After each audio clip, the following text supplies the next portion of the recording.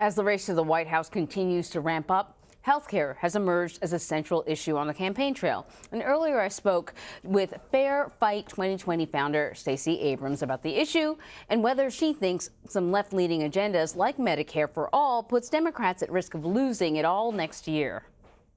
I believe that progress is good for America. I don't think it's a partisan issue.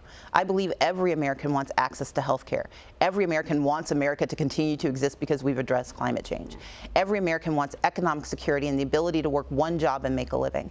Those are American values. And I think what we are seeing in this Democratic primary are people who are trying to talk about how we get there. We may not always agree on the process, but we should agree on the vision. And that's why Democrats are going to win in 2020, because we're talking about not only what we want, but how we get there. And I think progress is always good for America. Is the Democratic Party moving to the left? I think the Democratic Party is moving towards progress, and that's important. Will you ever consider running for president? Yes. Really? I like that. But not now, you said. Why not? Now, because we have an extraordinary crop of candidates who are putting forward very important plans and very comprehensive plans. It's not enough to say what you want. You have to say how you think we'll get there.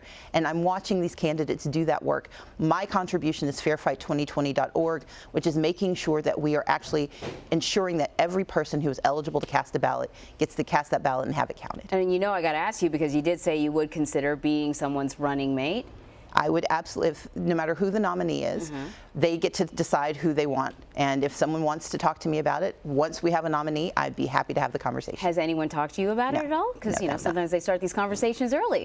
The only conversation I'm having with presidential candidates is about voter suppression, how we fight it, and making sure that Georgia is going to be a battleground state in 2020. If I get those two things done in the primary, I've done my job. What's your take on how the campaign is sort of shaping up, how the 2020 campaign is shaping up for the Democrats? It's a very large field. By September, it should be a lot smaller. I think only at this point, maybe 9 candidates have actually qualified for the next round of debates. But that, just because you're not on stage, doesn't mean you can't keep running. We know that. I think we have a bit of an ahistorical memory of how big primaries can be. Yeah. In the 1990s, we had big primaries. In 2016, there were more than 9 people on the Republican stage. Democrats have gotten used to sort of a mano-a-mano approach in the last few cycles, but it's a good thing to have competition. It's a good thing to have competitive ideas, to have people react to new ideas and new thoughts, but also to get to know these candidates. And while this has been a long process, we're still in the very beginning stages, and by September, and I think by January, we'll have a very clear sense of who are the most viable candidates.